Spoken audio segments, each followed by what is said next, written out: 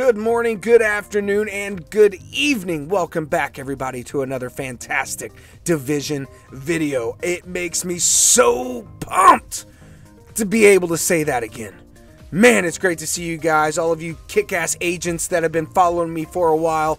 We've got power builds out of the ass coming soon, but today we want to talk about the DarkZone. Let's tone it back a notch. Ubisoft really dropped the hammer on a lot of details here.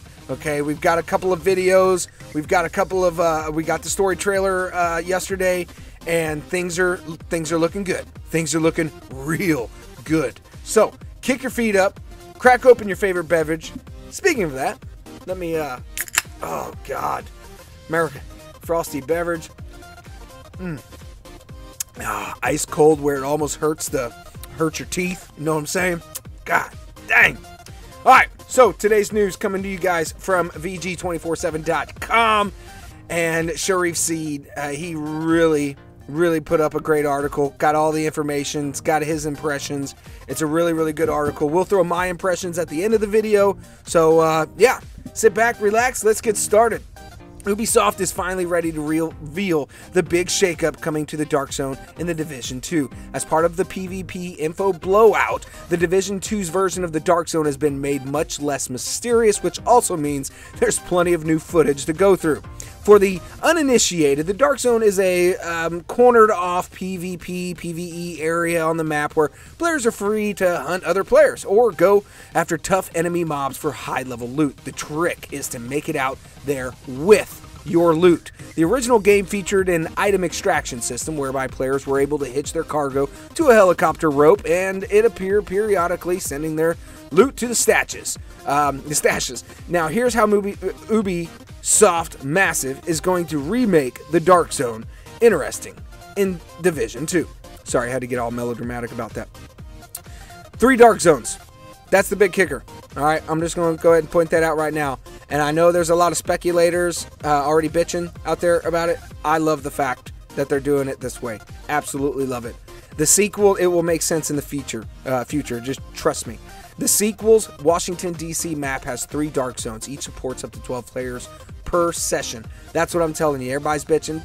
12 players per Dark Zone? That's gay. You know what I'm saying? You don't understand the meta. There's an algorithm that needs to be achieved, okay? You have to understand that. So put your little, God, it's gay, on the back burner for a while with that because I'm tired of reading that on these videos. Anyways, I'm getting off course. Excuse me. Let me take a swig of my beer. I suggest you guys as well. All right. Where were we? The sequel's Washington, D.C. map has 3 Dark Zones. All right. Each supports up to 12 players per session.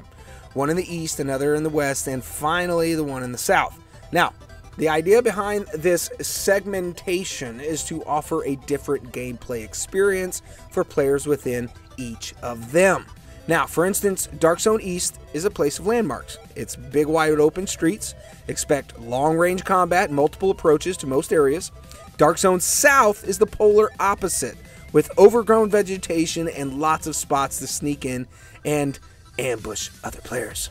Now, DarkZone West takes place in the suburbs, and it's mostly designed for medium-range combat with a touch of close-quarters combat.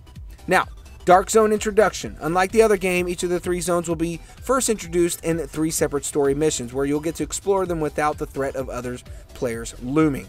Now, this tour will help demonstrate how the various mechanics all work. These missions must be completed before each player's zone unlocks the proper PvPE version shared with other players. Now, there's new DarkZone rules going on in here too, folks. Upon entering a DarkZone, all of your weapons and gear will be normalized. Now, this will do to prevent extreme DPS builds or extreme survivability builds from dominating. Now, this goes for AI mobs too.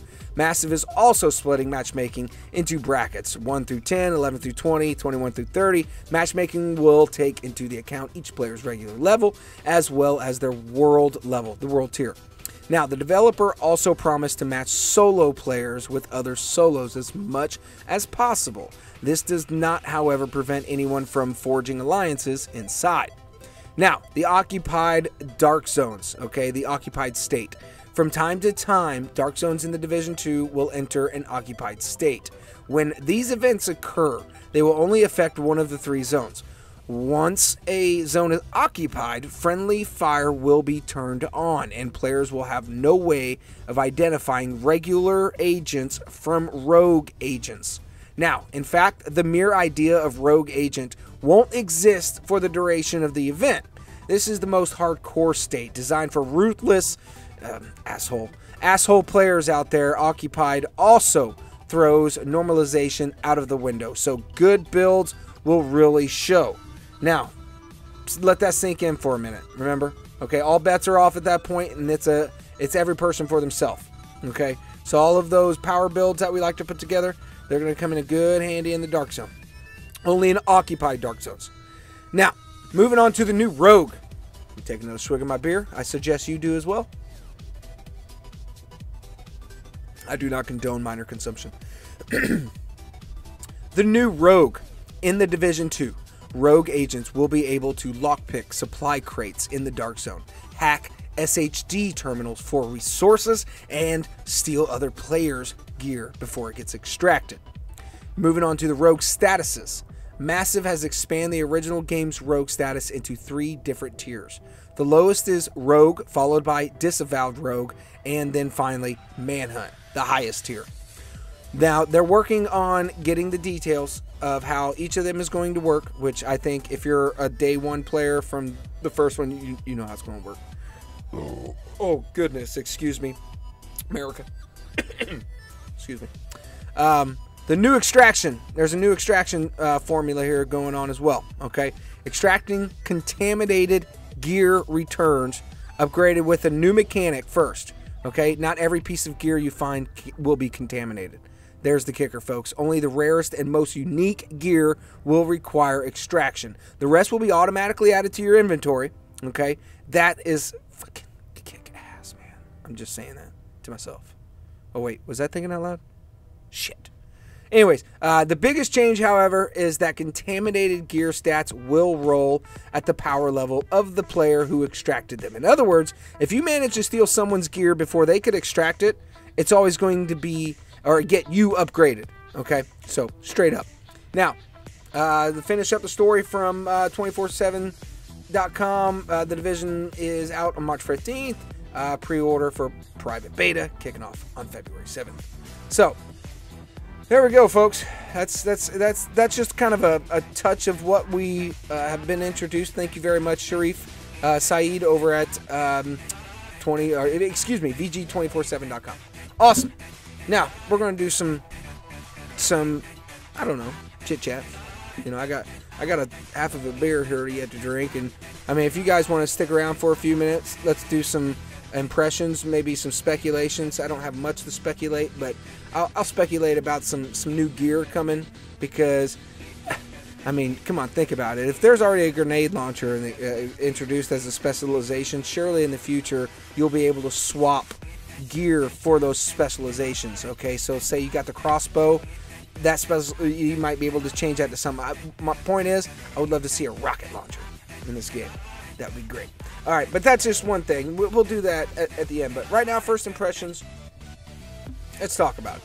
All right, let's straight up say that Ubisoft failed miserably at the beginning of Division. And the Division 1, it was gold after about a year, okay? And that's fine. I mean, a lot of games take a year and a half to go gold. Battlefield, Jesus Christ, that game is, you know what I mean? Oh, god damn, so broken. Not the newest one, but it seems like every one, you know, it takes a year for it to finally be patched to where you feel like, hey, I can finally play this game. But yeah, going back to Division, yes, Division 1 failed miserably at launch. And hopefully the developers, everybody's saying the developers learn from their mistakes. Yeah, we thought the same thing about Destiny 2. You know what I'm saying? You get what are you picking up what I'm dropping? Are you picking up what I'm dropping right now? Okay. So don't pre-order this game. Just wait. Just wait. Just wait. That's my advice to you right off the get-go.